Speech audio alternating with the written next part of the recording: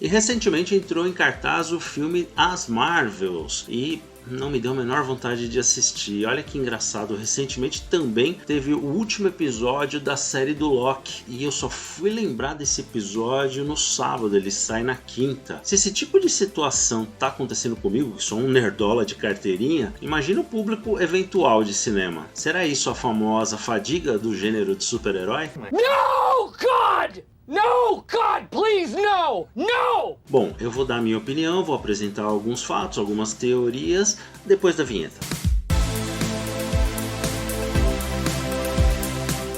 Fala pessoal, Beto Fernandes aqui e sejam muito bem-vindos ao canal Quadrante Alpha. Já deixa um like, se inscreve no canal e compartilha esse vídeo com seus amigos que podem curtir esse tipo de conteúdo. Desde o fenômeno que foi o filme Vingadores Ultimato, que fez mais de 2,5 bilhões de dólares nas bilheterias, eu mesmo fui assistir esse filme 5 vezes no cinema. Você é o bichão mesmo, hein, doido? A Marvel só tem acumulado decepções, flops e muitas críticas. E a gota d'água parece ter sido esse filme das Marvels, que amargou a pior bilheteria no final de semana de estreia, fazendo apenas 47 milhões de dólares. Pode parecer muito, mas para os padrões Marvel isso é muito baixo. Só a título de curiosidade, o normal, qualquer filme da Marvel estrear no final de semana com 80 milhões de dólares para cima. E a mesma coisa vem acontecendo com as séries da Marvel no Disney Plus, que vem acumulando aí quedas sucessivas de audiência. A única exceção é a série Loki, aclamada pela crítica e pelos fãs.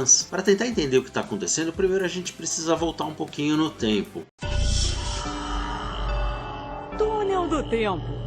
A Marvel praticamente não existia até os anos 2000. Quem ia razoavelmente bem nos cinemas era a DC, dona dos personagens mais famosos do mundo, né, como Batman, Superman, Mulher Maravilha. Ela atingia até que algum sucesso razoável. Mesmo assim, os filmes da DC eles eram esporádicos e não tinham conexões com outros personagens da DC. Já a Marvel, para não falir, acabou vendendo os direitos de uso dos seus personagens para vários estúdios diferentes. A Sony ficou com Homem-Aranha, a Fox ficou com X-Men e Quarteto Fantástico, a Universal ficou com Hulk e por aí vai. Aí em 2000 veio o primeiro filme dos X-Men, do Bryan Singer, e em 2002 o primeiro filme do Homem-Aranha, do Sam Raimi. Ambos sucessos de público e crítica. E as continuações desses filmes eles alternaram sucessos e fracassos, sempre com histórias fechadas dentro do seu universo, até porque eles não podiam interagir com outros, né? Apenas a Fox, que poderia ter feito um universo minimamente compartilhado, por exemplo os X-Men com o Quarteto Fantástico, afinal ela era dona das duas propriedades, mas não fez, vai entender. Tá bom. E o divisor de águas, aquele momento de ruptura desse modelo tradicional, aconteceu em 2008. A Marvel, após se reestruturar, olhou para os seus personagens que sobraram, aqueles que ninguém quis, e começou a planejar o seu universo compartilhado, exatamente nos moldes dos quadrinhos. E o primeiro filme desse novo universo compartilhado foi O Homem de Ferro, de 2008, e na cena pós-créditos desse filme, que aliás se tornou uma marca registrada dos filmes da Marvel, aparece o Nick Fury convidando o Tony Stark a participar da sua iniciativa Vingadores. Nossa, eu lembro que nesse momento o cinema veio abaixo. Who the hell are you? Nick Fury, director of S.H.I.E.L.D. I'm here to talk to you about the Avengers. Todo mundo ficou empolgado com esse tipo de coisa, um detalhe tão simples, uma cena pós-crédito, já demonstrando todo o universo que viria pela frente. E o mais importante, um vilão de peso, no caso o Thanos, sendo introduzido aos pouquinhos, mostrando a urgência, a gravidade desse vilão, culminando com todos os heróis numa batalha épica ao final dessa fase, algo que realmente nunca foi feito antes no cinema. Isso chama-se planejamento. E o que deu de tão certo nesse planejamento? Respeito aos personagens originais dos quadrinhos, sem grandes alterações, seja de uniforme ou de personalidade, adoção de um padrão nos filmes, a chamada Fórmula Marvel, que para muitos pode ser algo ruim, mas na verdade garantiu o sucesso em mais de 20 filmes. Entregar, na maioria das vezes, aquilo que promete, se não entregar exatamente o que promete, chega muito próximo disso, realizar pequenas correções de curso para aquilo que não funcionou tão bem. Um grande exemplo disso é o Thor. Thor, que os 2 primeiros filmes não foram lá essas coisas, tiveram muitas críticas, chamaram Taika Waititi e fizeram o Thor Ragnarok, considerado até hoje o melhor filme do Thor. Muito fanservice, muito easter egg, muitas referências. Isso fez com que os fãs do quadrinho também se tornassem fãs do cinema. E o principal, contar boas histórias. Não adianta nada disso que eu falei antes se você não conseguir contar uma boa história. Ah, Beto, mas você acha que todos os filmes da Marvel são ótimos, são bons? Não, tiveram filmes medianos, mas nessas 3 primeiras fases eu não achei nenhum dos filmes Marvel ruim. Sei.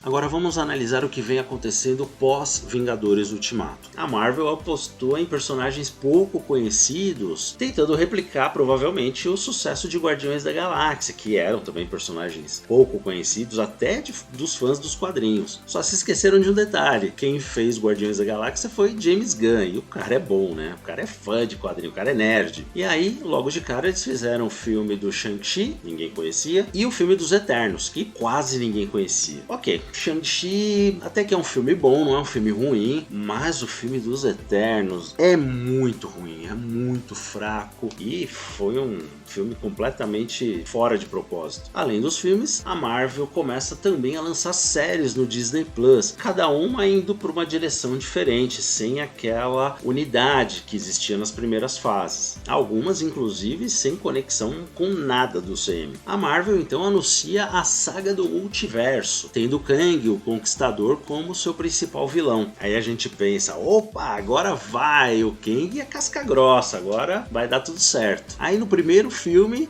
Homem-Formiga e Vespa, Quantumania, o nosso grande vilão Kang, ele apanha das formigas do Homem-Formiga. Ah, Beto, mas tem outros Kangs no multiverso, esse daí era uma variante e tal. Mesmo assim, é o tipo de vilão que nos quadrinhos ele é muito mais poderoso e no cinema ficou muito fraco. E por falar em multiverso, que por si só já é um conceito bem confuso para a maioria das pessoas, na Marvel isso ficou ainda pior. Cada produção trata o multiverso de uma forma diferente. Em Homem-Aranha, Sem Volta para Casa, tem algumas regras ali do multiverso. Em Loki, tem outra regra, completamente diferente. E em Doutor Estranho no Multiverso da Loucura, também outra regra. Enfim, aquela coerência que existia ali nas 3 primeiras fases simplesmente sumiu. Eventos importantes em filmes e séries eram simplesmente ignorados em produções seguintes. Por exemplo, o filme dos Eternos, que tem um celestial gigante lá, o Tiamat, que ficou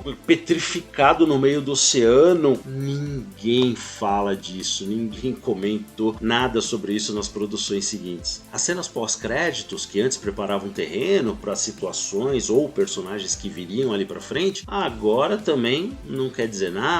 Tem cena pós-crédito que foi ignorada, cena pós-crédito do Shang-Chi, falando dos 10 Anéis, completamente ignorada. A Marvel acabou entrando naquela armadilha de muita quantidade, mas pouca qualidade. E quando a produção é boa, como é o caso, por exemplo, da série do Cavaleiro da Lua, ela não se conecta com nenhum outro personagem do CM e assim acaba não chamando muita atenção de um público de uma maneira geral. Loki talvez seja uma das poucas exceções aí, porque mesmo com pouquíssimas ou praticamente nenhuma conexão com o CM, Loki teve uma boa audiência, além das críticas que foram muito boas também. Muitos youtubers citam a questão da pandemia como sendo um dos fatores da queda de audiência. Eu acho isso uma desculpa esfarrapada. Na verdade, tivemos muitos filmes pós-pandemia, só para citar alguns, o Top Gun Maverick, Barbie, Avatar, Oppenheimer, que tiveram uma bilheteria exorbitante. O próprio Guardiões da Galáxia teve uma boa bilheteria, então acho que isso não é uma boa desculpa. Outros pregam que a Marvel deveria abandonar aquela fórmula Marvel, sair do PG-13, etc. Eu também acho que não é essa a questão. O grande problema são os roteiros, que realmente ficaram muito ruins. As histórias ficaram muito fracas. E a falta de conexão entre as séries e as produções, os filmes. Isso tudo é fruto de uma falta de planejamento, ou de um planejamento ruim. Ah, Beto, mas e aí, dá pra reverter esse quadro ainda? Certamente que sim. Foco nos personagens principais. Aproveita aí as saga do multiverso, guerras secretas, incursões e rebuta